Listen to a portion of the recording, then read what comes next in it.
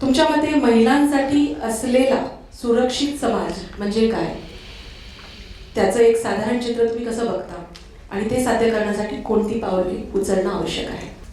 Actually महिलांसाठी सुरक्षित समाज म्हणजे महिलांना कुठेही मूव्ह करताना, फिरताना, हिंडताना कुठेही याचं टेन्शन नाही आलं पाहिजे की मी एकटी फिरते याचं. कुठलीही गोष्ट करताना मग ती ऑफिसला जाऊ किंवा रात्री फिरो, त्यावेळेला तिला कुठल्याही प्रकारची भीती नाही वाटली पाहिजे की मला इथं काही प्रॉब्लेम होऊ शकतो. अशा समाजाची ज्यावेळेला निर्मिती होईल किंवा असा समाज ज्यावेळेला तयार होईल, त्यावेळेला मला वाटतं की तो सगळ्यात सुरक्षित महिलांसाठीचा समाज असेल, सोसायटी असेल. आणि याच्यासाठी मी थोडंसं not only as a police officer, कायदे तर आहेतच, कायद्यानं तर सुरक्षितता दिलेली आहे. अगदी 1 क्लिकवरती रात्री तुम्ही आजही फिरू शकता, नो डाऊट. म्हणजे आम्ही पुण्यामध्ये एवढ्या काही गोष्टी राबवलेल्या आहेत की आमच्याकडे काही बस स्टँड आहेत प्रॉमिनंट किंवा रेल्वे स्टेशन आहेत.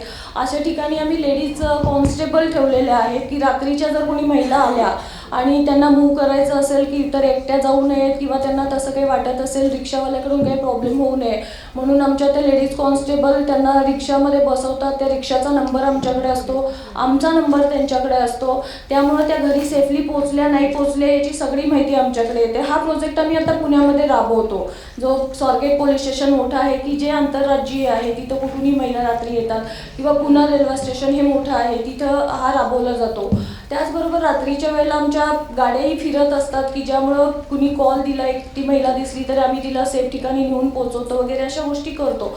परंतु तरीही माझं एक म्हणणं आहे की कुठंतरी मानसिकता चेंज होणं गरजेचं आहे या सगळ्यामध्ये. आणि ती आत्ता या लेवलला नाही तर म्हणजे बऱ्यापैकी मुली आता निडर व्हायला लागलेल्या आहेत.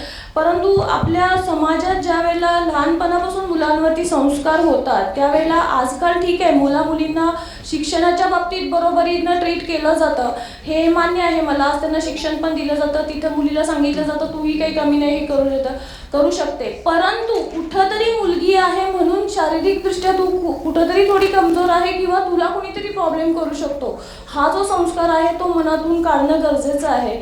आज मुलीही फिजिकल क्षेत्रातही पाहिलं तर किती टफ जाऊ शकतात. ती एक मनातला त्यांच्या जी एक भीती आहे किंवा वीक पॉईंट आहे हा निघाला तर मला वाटतं की रस्त्यानं फिरताना त्याही तेवढीच फाईट करू शकतात जर कोणी त्यांच्यावरती असा अटॅक करायचा प्रयत्न केला तर. आणि त्यामुळं बाहेरच्या घटकांनी येऊन हा समाज बदलण्यापेक्षा कुठंतरी आपण स्त्रियांनीच तो आत्मविश्वास आपल्यामध्ये निर्माण करणं गरजेचं आहे की अशी परिस्थिती आली तर मी स्वतः फाईट करेन. माझ्या मदतीला तर लोक आहेतच.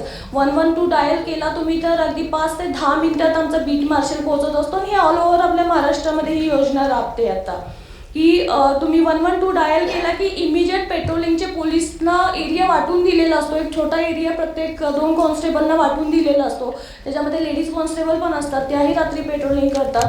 112 डायल केला की इमिजिएटली त्या तिथे येऊन पोहोचत असतात. पण तो एक थोडासा टाईम असतो, तेवढ्या वेळात तिनं जर फाईट केली तर मला वाटतं की आपल्यासाठी हा समाज सुरक्षित नक्की निर्माण होऊ शकते. फक्त थोडासा आत्मविश्वासाची गरज आहे.